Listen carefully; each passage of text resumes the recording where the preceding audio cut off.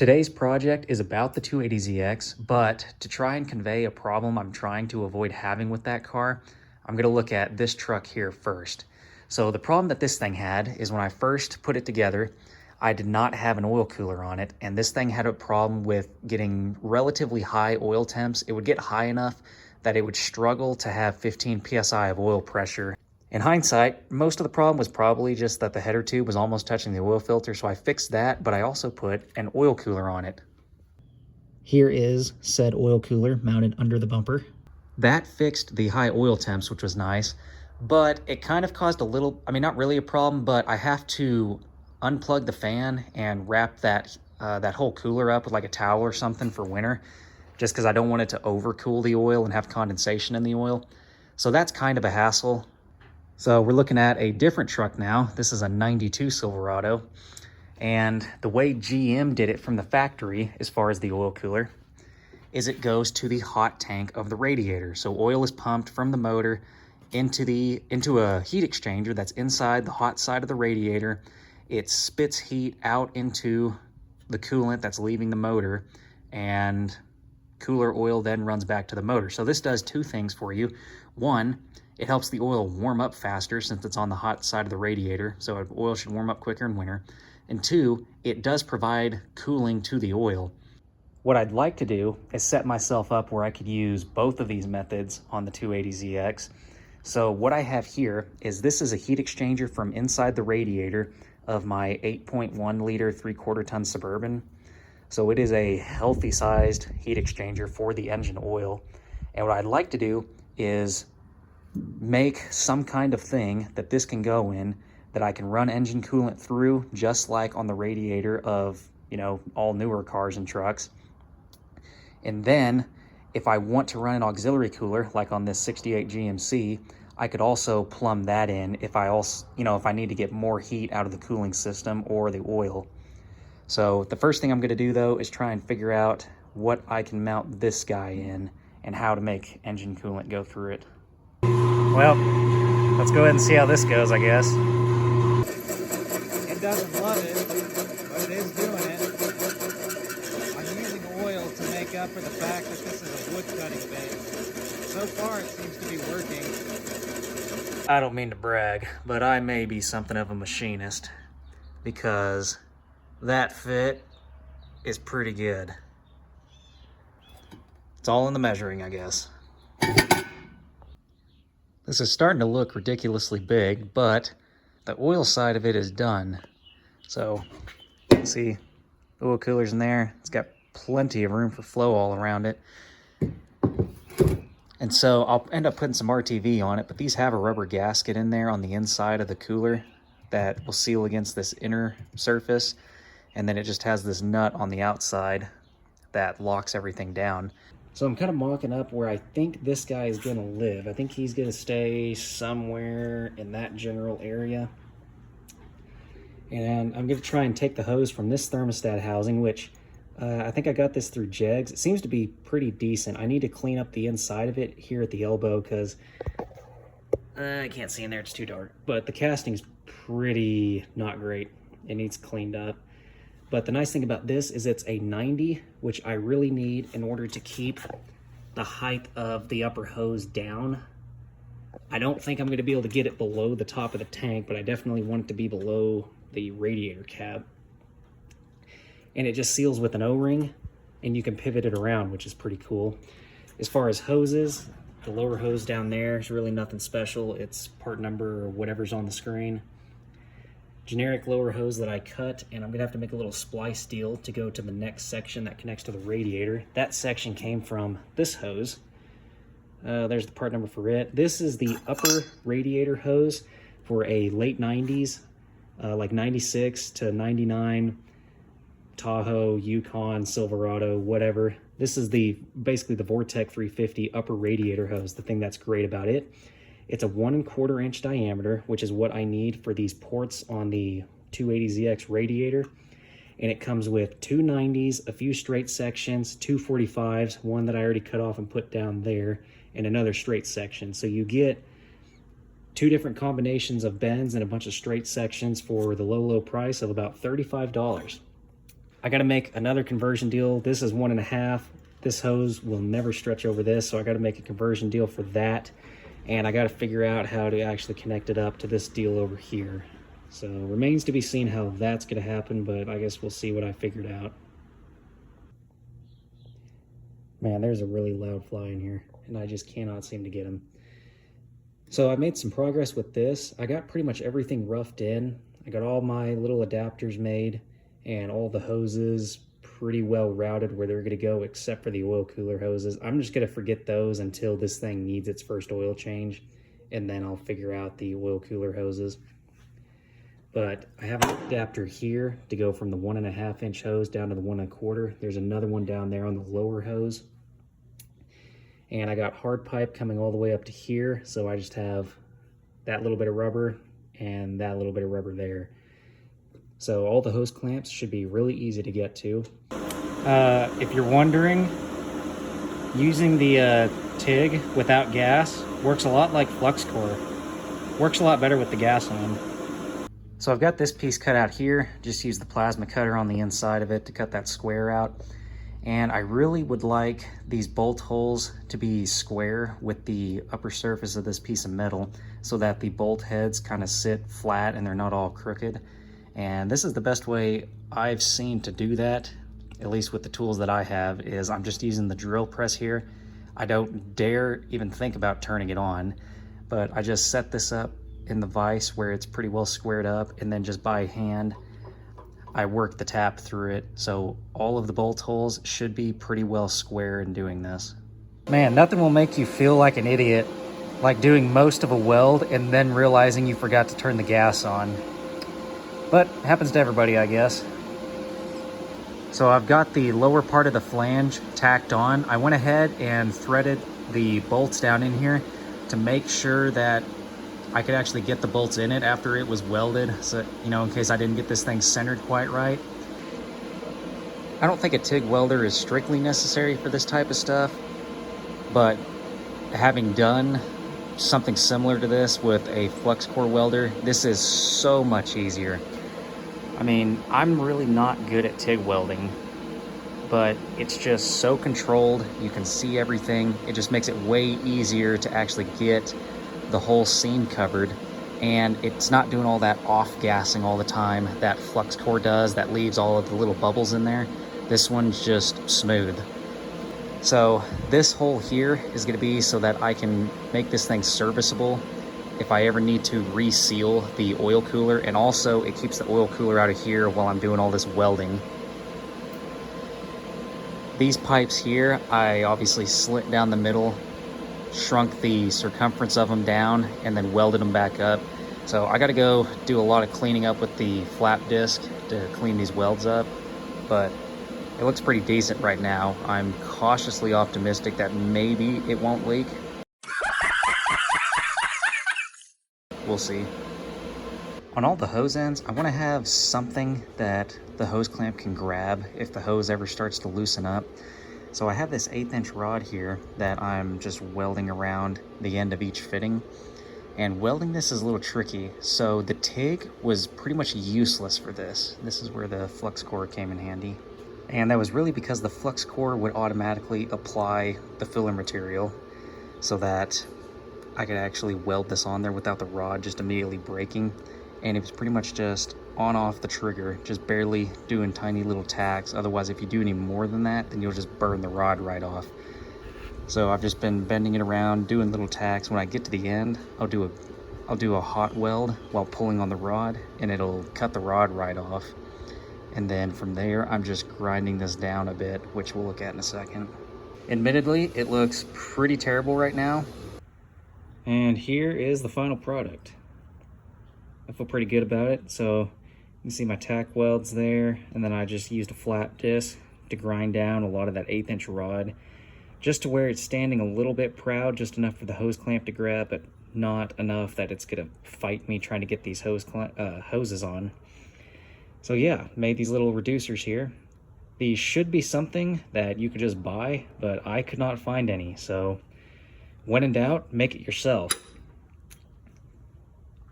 I went ahead and painted this stuff, and I think it makes it look a decent bit better. I was mostly just concerned about it rusting, but I had this metallic paint sitting around forever, and I think it actually was a pretty good use on this stuff. So I think this guy mainly is gonna kind of blend with the radiator a little bit better. Before I put that cooler in there, I did flush it out.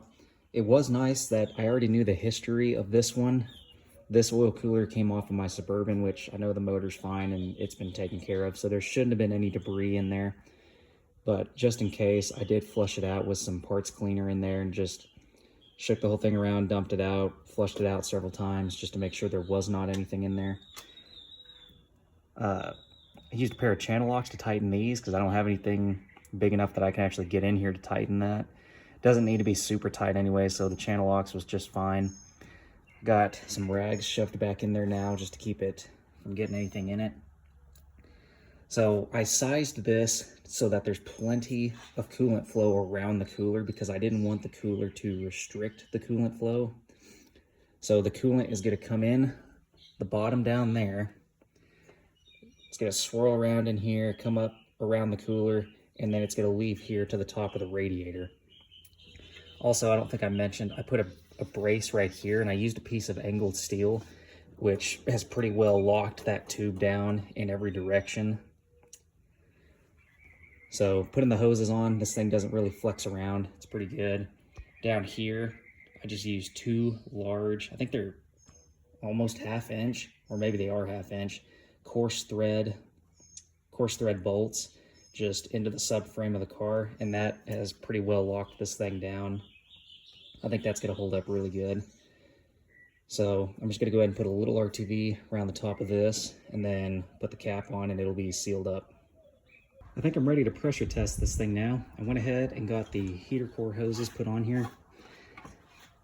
So this is the Gates green stripe hose. I've been using this on pretty much everything. And it's supposed to be a pretty good heater core hose. It's really thick and hopefully it'll last a long time. So I have an elbow here, so coolant's gonna come out this way. This side goes to the lower side of the heater core, and this is the side that also has the valve on it, because this HVAC setup has a control valve on it to regulate how much coolant flows through the heater core. So that's on this side. This is the outlet of the heater core, so this is the top of the heater core going to the water pump so that hopefully it sucks all the air out of the heater core and that there's not just a big air pocket in there. But I got all the clamps on there. They're all tight. They're all oriented in a way that I can hopefully get to them in the future to snug them down. I just use these cheap little clamps, a spacer, and a coarse thread screw to secure all this to the firewall. So that seems to be working out pretty good. If I didn't already mention this, this is a tool for cutting PVC pipe. It is fantastic for cutting radiator hose. It cuts it easy. It makes clean cuts as long as you're not right on the very end of a hose. Like if you're trying to cut off more than 1 inch, this will make a really good cut. And so I've been using it on all these ones, on the heater core hoses. It works really good. The only catch is you might have to squeeze down on this with one hand just so the hose doesn't keep springing it back. So if you squeeze down on this, it'll make sure the ratcheting mechanism actually keeps ratcheting and you can cut hoses really easy. So wrong tool for the job, but man, if it doesn't work good. Well, believe it or not, this really hideous weld that I did from when I forgot to turn the gas on leaks really bad. It has horrible porosity all the way around it, and even though after I turned the gas on, I made like 2 passes on it, it just doesn't matter and it does nothing but leak. So we're gonna add a whole bunch more time to this, and I'm gonna totally cut this tube off, probably cut that bracket in half, take this off, clean it all up, and start over. Man, after like 3 hours, I think I finally have this thing fixed. Chased down a whole bunch of pinholes, and I think I got them pretty well worked out now. And it's just weird because you'll look at some spots and you'll be like, oh, that right there, that's definitely gotta be a leak. Nope, it's gonna be something over here that I can't even see with my own eyes. So it's been kind of hard chasing these down, but I've just been using this soap and water and pressurizing this thing with compressed air and then marking where the bubbles are coming from and then throwing more weld on and rinsing and repeating that, quite literally. But I think it's finally fixed. So I'm gonna go ahead and just weld it all back up, and then we'll pressure test it in the car again and see if the whole system will hold. In other good news, the thing is repainted, and I found some O-rings that I think are going to set into this inner groove here to seal that up better, since the other ones were worse for wear. You know how they have those anti-theft things on fire alarms and stuff, where whenever you pull it, it shoots the stuff all over your hand so they know who did it? I think all they need to do is just have an open tube of RTV over there, because that stuff just gets absolutely everywhere. I've only been in the garage, and I'm confident I will somehow find this in the house later. But I think I got everything sealed up. I did a thick bead up here at the top just because I cut these plates out and they're obviously not machined. So I'm going to use the RTV to make up for that. And then once it's dry, I'll come back and cut all that off later. So we're going to let this set up, but it, again, looks pretty good. Hopefully it'll actually, hold pressure this time without leaking. We'll see. So I went ahead and pressurized the system, and I found a few small leaks. Nowhere near as bad as last time. This thing actually held decent pressure long enough that I had to walk away from it and leave it. But to pressure test these guys, because I totally forgot to do that, I'm just pushing it into this foam mat to seal the bottom up, and this piece that's currently pushed in here is one of these little deals that comes with a vacuum kit. So ordinarily you'd use it with a vacuum pump like that, but by pushing it in here upside down, the air pressure wants to make it expand, which makes it dig into the metal harder and seal up pretty good. And this is also what I used on this guy here to seal these ends up. So again, I'm just hitting it with compressed air and soapy water, just chasing down some little pinhole leaks. So everything's back together, and I have it pressured up here. So this is just a cooling system pressure tester. You just pump it up and it pumps air into the cooling system. If the system's full of coolant, it just takes a few pumps to get the pressure up. When it's totally dry and full of air, it takes forever. But I got it pressured up now, so I'm just gonna make a note of where it's at, leave it, and check on it here in a bit. Hats off to the people who weld this stuff up every day without any issues. So I left everything pressurized at 20 PSI overnight, and I found one more leak right on this corner. You can see all the orange is flash rust. And there's one little pinhole there that I can see that might be where that's leaking from, but that doesn't necessarily mean that is where it's leaking from. So I'll just weld everything up that has rust. And then I think we'll finally be done with this. All right, progress has been slow, but progress has been made. So I got the accessory drive on the motor, obviously. It's kind of a challenge getting that on there. I don't know, this whole serpentine belt setup is aftermarket. Now, I mean, it all says like AC Delco on it. This says AC Delco, the bottom pulley's AC Delco. I don't know how well it compares to regular third gen, whatever that was, whatever body style that was, that the Camaros and the Firebirds and all that stuff was in the mid 80s. I don't know how this compares to that, but obviously that doesn't line up with that. So each side's got 3 bolts in it. This side's got 1 bolt in here, and I had to make a fancy bolt with a removable head, which is a fancy way of saying I took a piece of all thread, threaded that in there, and then jammed 2 nuts together on the end and basically made a bolt that way. Because otherwise, there's not enough room to get an actual bolt with a bolt head past everything. The other problem I had is this is where on a factory setup a smog pump would go, and it obviously has this delete pulley in here.